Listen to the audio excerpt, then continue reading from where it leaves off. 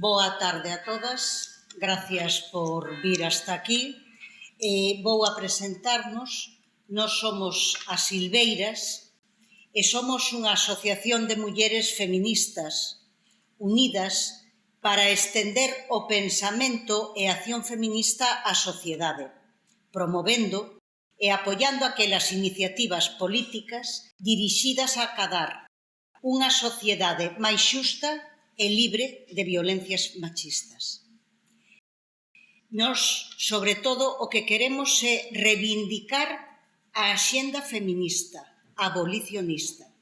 Abolición do xénero, da pornografía, da prostitución, dos ventres de alugueiro e de calquera xeito de mercantilización do corpo das mulleres.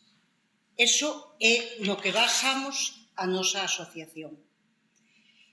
Hoxe está con nós Lupe Cés, que, temos que darlle moitísimas gracias por vir hasta aquí.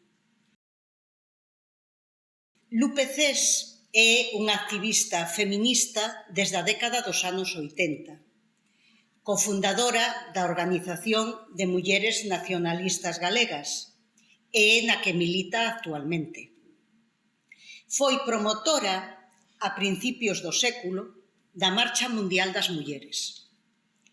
E tamén foi representante de Galicia nas accións internacionais organizadas ante a ONU e o Banco Mundial e o Fondo Monetario Internacional nas cidades de Nova York e de Washington. E agora, despois de 30 anos de mestra, agora está xubilada. Pois moi ben. En primeiro lugar, como non podía ser de outro xeito, pois darlle as grazas ás Silveiras, por darme esta oportunidade, de poder expor aquí as miñas reflexións. E tamén é unha oportunidade para escoitar o que teñades que dicer. E a verdade é que estou bastante interesada, porque isto vai ser un debate, penso que moi interesante. Pero vir falar de feminismo a Vigo, a verdade é que impón un pouco, porque, se na Galiza hai un lugar referente para o feminismo, esta é a vosa cidade.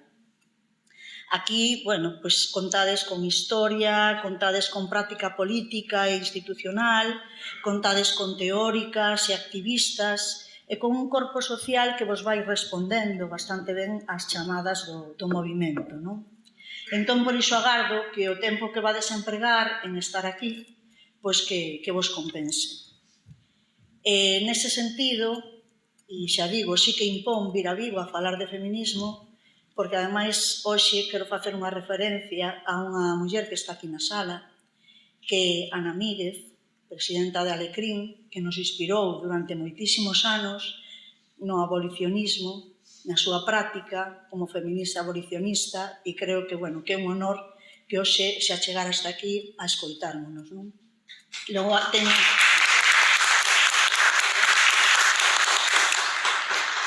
teño aquí a compañeira Luisa Ocampo, que tamén para min é unha referencia do feminismo nesta cidade, de unha muller que me inspirou ao longo de moitos anos na miña práctica feminista e que, coa que me formei e aprendín ao longo de todos estes anos.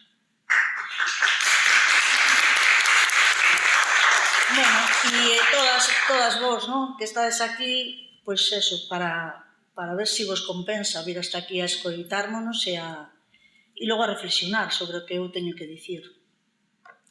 Entón, vamos a hilo, Estamos habitando un tempo histórico onde a incertidumbre, a confusión e as mentiras forman parte do noso día a día, polo que é máis necesario que nunca reunírmonos, escoitármonos e elaborar un relato común do que nos está pasando e estrategias que nos leven a superalo.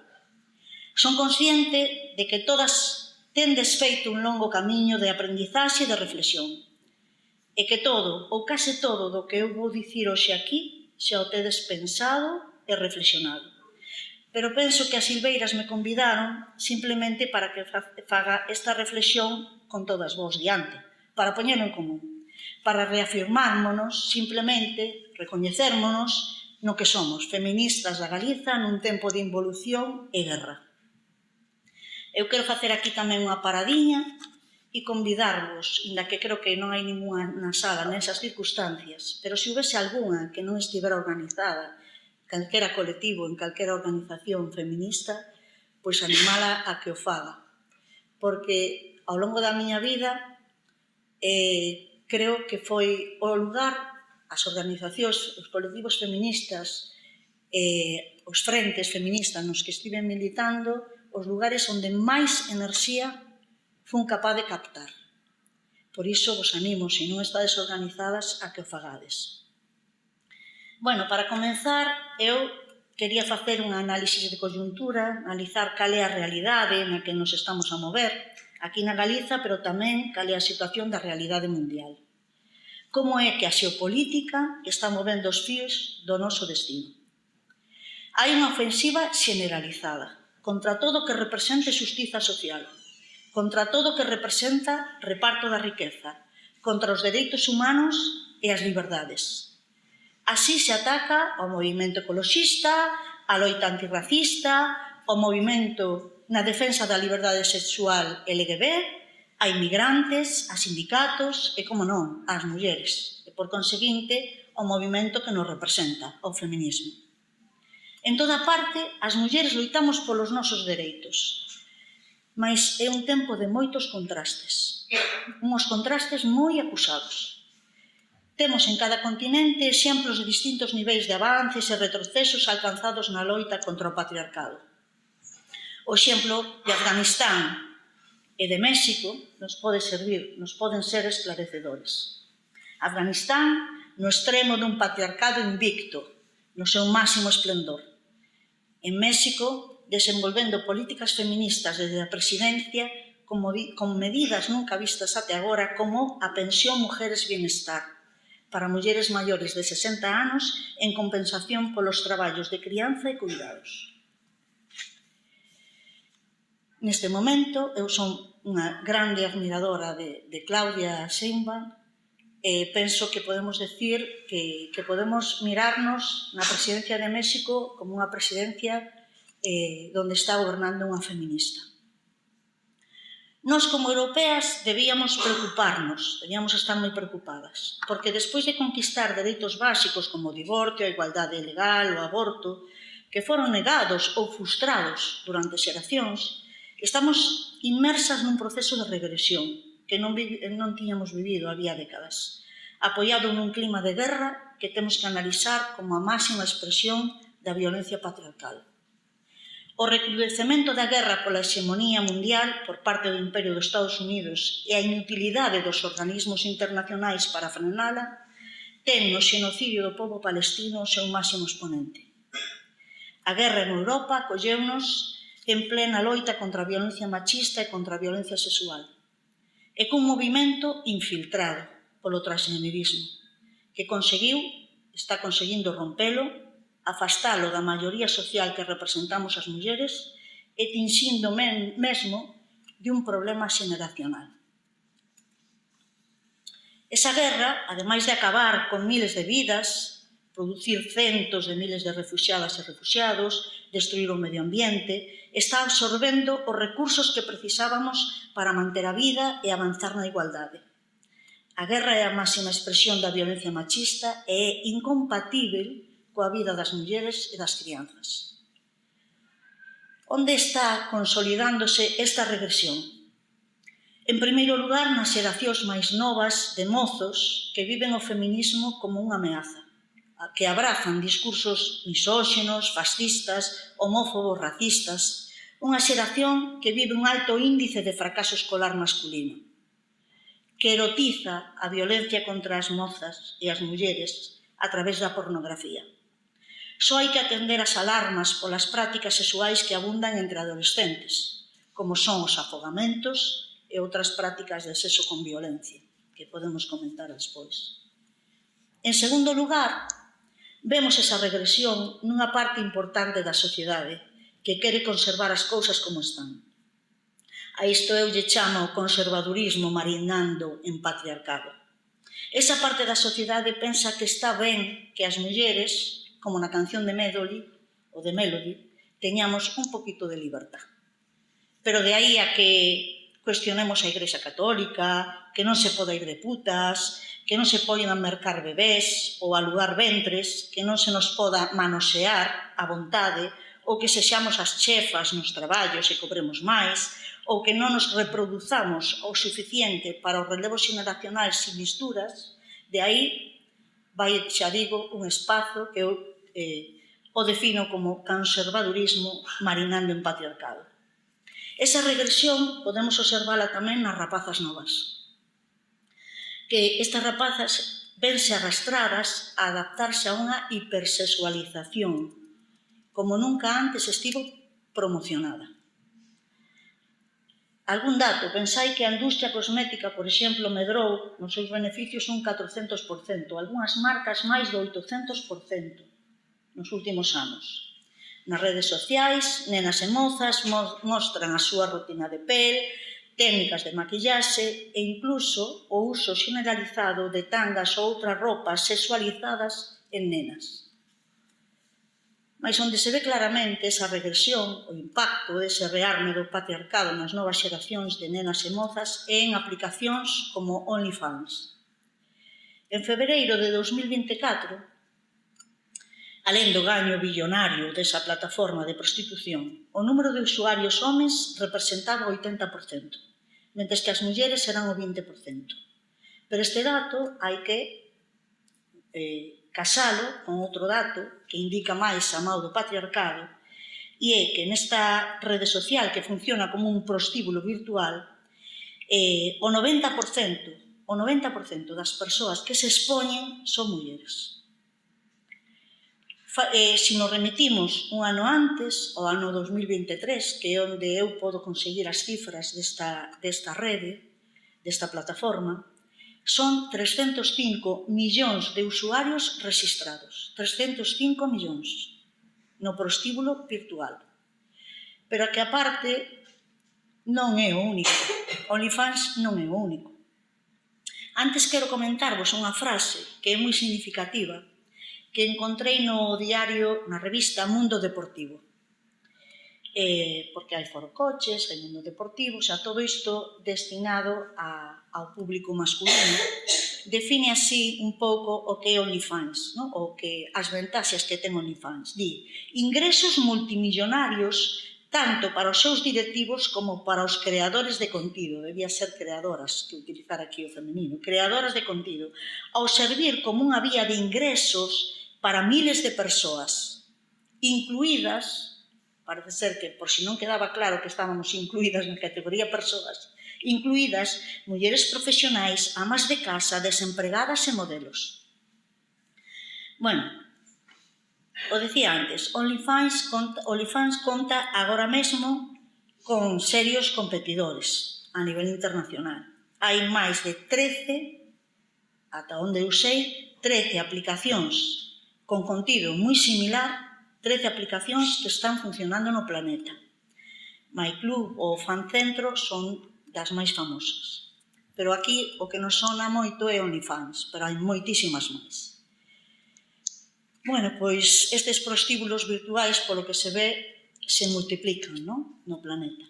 E xa sabemos que xunto ao negocio de armas, o negocio das drogas, a explotación sexual das mulleres é un dos negocios máis rentables actualmente. Noutro extremo desa regresión están as rapazas desertoras da feminidade imposta a través dos estereotipos de xénero. Estas rapazas ven na deserción do seu sexo biolóxico unha porta de escape porque non entenden que o que lles pasa é o resultado dunha opresión, a opresión da metade da humanidade. Estas rapazas o viven como un problema persoal de identidade. Rapazas que son a maioría nas consultas de endocrinoloxía, que solicitan bloqueadores, hormonación, cando non cirurxías agresivas para os seus corpos sans. Rapazas que, como testemunhan algunhas profesionais traballadoras nos servicios de atención á disforia, agora chamada incongruencia de xénero, todas presentan algunhas destas casuísticas. según estas profesionais. Ou foron vítimas de violencia sexual, ou se declaran atraídas polas persoas do seu mesmo sexo, quer dicir, son lesbianas, ou presentan rasgos do espectro autista. Ou as tres cousas a vez, tamén. Pois para todas estas rapazas, a única solución que dá a lei é o que se chama a terapia afirmativa. No caso das rapazas lesbianas, o que implica esta terapia afirmativa na realidade é unha verdadeira terapia de conversión. Bueno, pois compre afirmar e abrir os ollos ante a realidade de que todas as ramas do sistema patriarcal están intactas e mesmo algunhas fortalecidas. As estruturas religiosas misóxinas, o sistema bélico mundial, o sistema prostitucional, a división sexual do traballo e o sistema capitalista en perfeita simbiosis co patriarcado, expoliando a nosa capacidade reproductiva, a nosa forza de traballo na crianza e nos cuidados e os nosos corpos no mercado do sexo. O movimento feminista volve a afrontar unha nova onda que pretende infiltralo para darlle visos de autenticidade. Agora, o verdadeiro feminismo. Bueno, pois ademais de ser trans, parece ser, ademais de abrazar a xenda queer, debe levar apelidos doutras loitas. Todas elas xustas, por suposto, mas que non son o obxecto do feminismo. A luita de clase ou a luita antirracista, como vimos neste último 8 de marzo. Así non chega con dicir mulleres, hai que dicir mulleres traballadoras. Non chega con dicir feminismo, hai que dicir feminismos, transfeminismo, feminismo antirracista, feminismo de clase e, por suposto, todas as que non abrazamos o transxenerismo somos mulleres cis. Mulleres que parece ser que nos adecuamos aos estereotipos de xénero. E o patriarcado, para ser definido correctamente, ten que ser heteropatriarcado. Bueno, pois só había que mirar ou ir ás listas de compradores de bebés a ver quen está mercando aí bebés e, bueno, pois poder probar que o gay non te quita o misóxino. Non é garantía. E como é a situación do noso movimento na Galiza? Baixo o meu criterio, somos un movimento con capacidade, aínda temos capacidade de movilización e temos un discurso que vai permeando a sociedade. Mas tamén imos provocando reaccións violentas contra os nosos dereitos e sufrimos políticas desmanteladoras dos servicios públicos que son básicos para nós. Servicios incluso específicos de atención ás mulleres. Este desmantelamento por parte da Xunta de Galicia, do goberno do PP, entra en contradición moitas veces con discursos descaradamente reivindicadores do feminismo e dos dereitos das mulleres, como fixo Rueda este último 8 de marzo, sin poñerse colorado. Bueno, o noso nivel de movilización segue a depender de que sexa alimentada ou non a través dos medios de comunicación. Hai que recoñecelo. Cando os medios de comunicación nos axudan, temos máis capacidade mobilizadora. Cando os medios de comunicación nos silencian, temos menos capacidade. Aínda dependemos moito disto. E as feministas nos medios de comunicación estamos absolutamente invisibilizadas. Non aparecemos. Non estamos nas tertulias. Non estamos nos debates. Non estamos para dar a nosa opinión. Ni siquiera cando se fala dos nosos temas, se fala con as feministas. Sabemos que os avances dependen de moitos factores, pero, sobre todo, sabemos que os avances van a estar fundamentalmente dependendo da forza con o que reivindiquemos eses avances e que gañemos no debate de ideas. Só dese xeito poderemos falar dun movimento forte e consolidado, un movimento capaz de frenar e de facer tremer os alicerces do patriarcado e os sistemas que o sustentan e o reproducen. O movimento ten que crear redes, ser quen de organizar a un número representativo de mulleres que seña capaz de presionar social e políticamente. Si hai menos dunha década pensábamos que estábamos a un paso de ser un movimento hexemónico, agora vemos que éramos bastante vulnerables e que foi moi doado rematar con as mobilizacións masivas que na Galiza comenzaran a principios deste século e moito máis doado dividírmonos. Lembremos as mobilizacións de Vigo, Compostela, a viaxe a Bruselas, a primeira folga de mulleres, folga laboral e de traballo doméstico na Galiza no ano 2000, contra a violencia e a pobreza.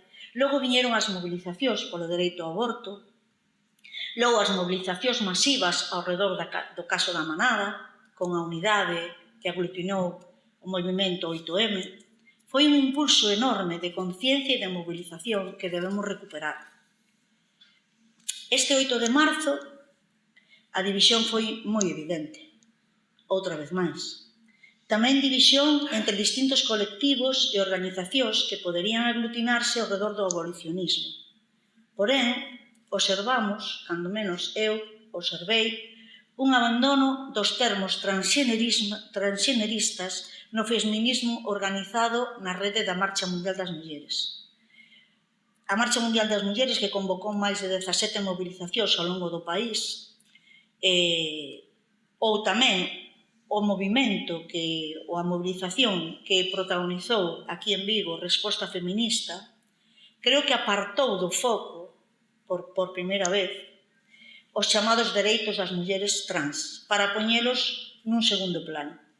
Nun primeiro plano puxeron os dereitos laborais, os dereitos das mulleres migrantes, unha serie de puntos sacados dunha táboa reivindicativa que presentaron coincidindo os 25 anos da Marcha Mundial das Mulleres. 25 anos, 25 reivindicacións.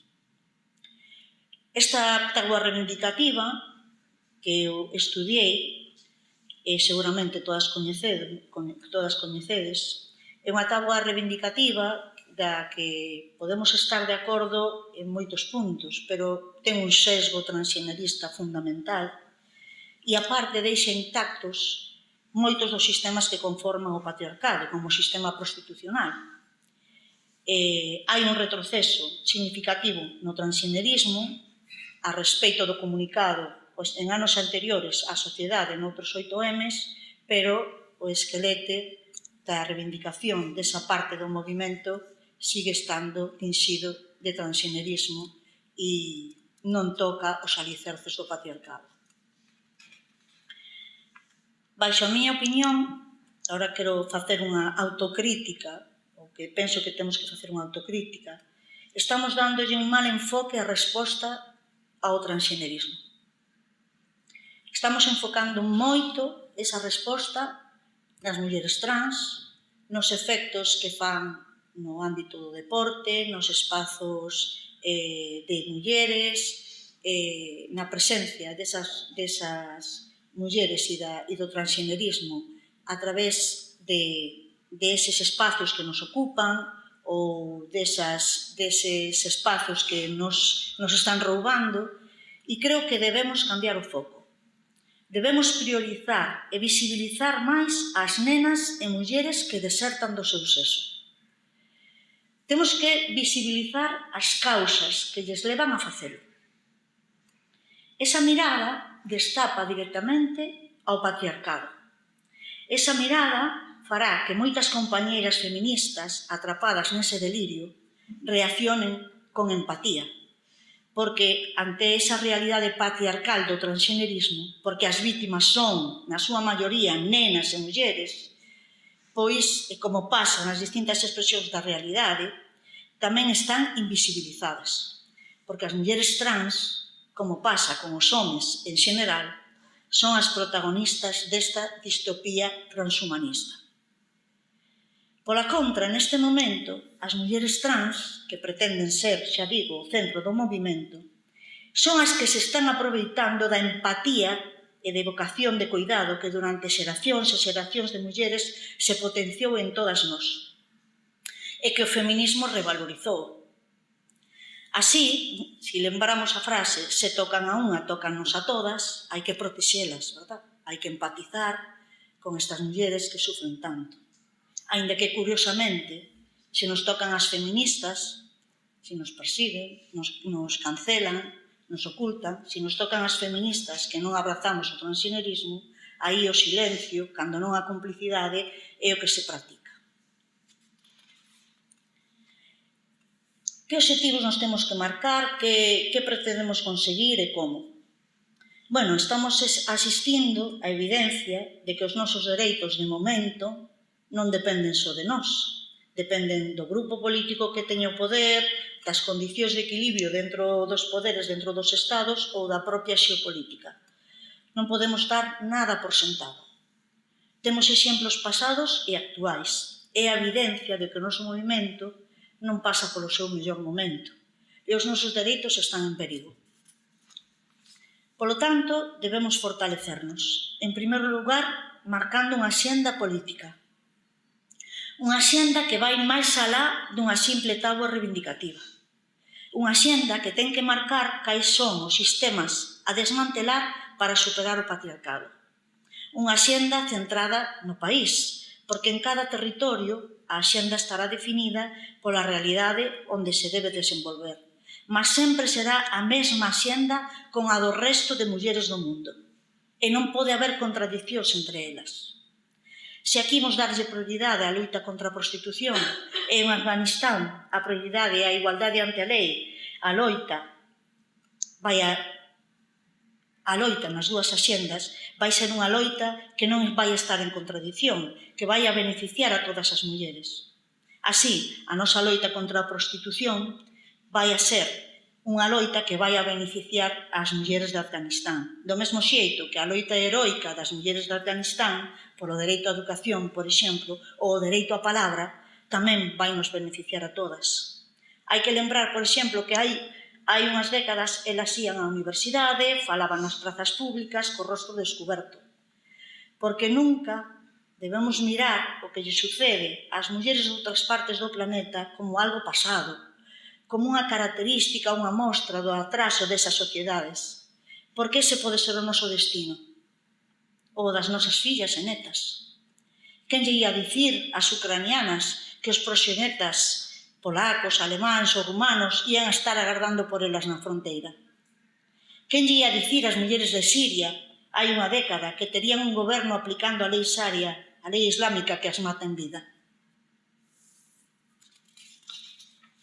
Do mesmo xeito, nunca esquecemos, non debemos esquecer, que mentras que a nós se nos tacha de feministas, brancas, privilexiadas, as nosas compañeiras de outras latitudes, cando loitan polos seus dereitos, tamén se lles dice, se lles tacha, porque loitan polos seus dereitos como brancas privilexiadas.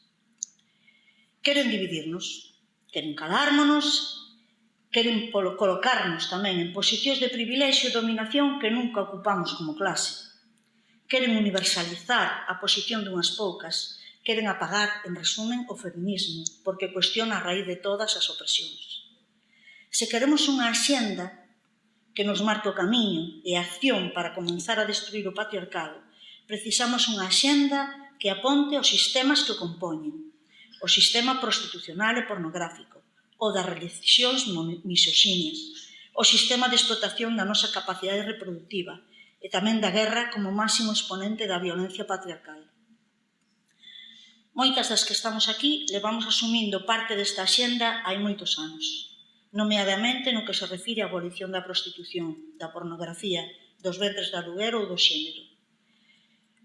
Eu quero atreverme a facer unha proposta de organizar entre todas, unha grande convención abolicionista na Galiza para marcar a xenda. Unha xenda común que identifique o movimento feminista galego e que atraia cara a él a todas as feministas que neste momento abrazan dunha maneira ou outra unha xenda que non é a súa, que non é a do feminismo. Dialoguemos, negociemos, respeitando os límites de todas as organizacións e colectivos, mas presentemos un frente común na defensa da nosa axenda, da axenda feminista galega, para abolir a prostitución e a pornografía, abolir a explotación reproductiva, abolir as religións misóxinas, abolir a división sexual do traballo, abolir a guerra. E agora, dialoguemos.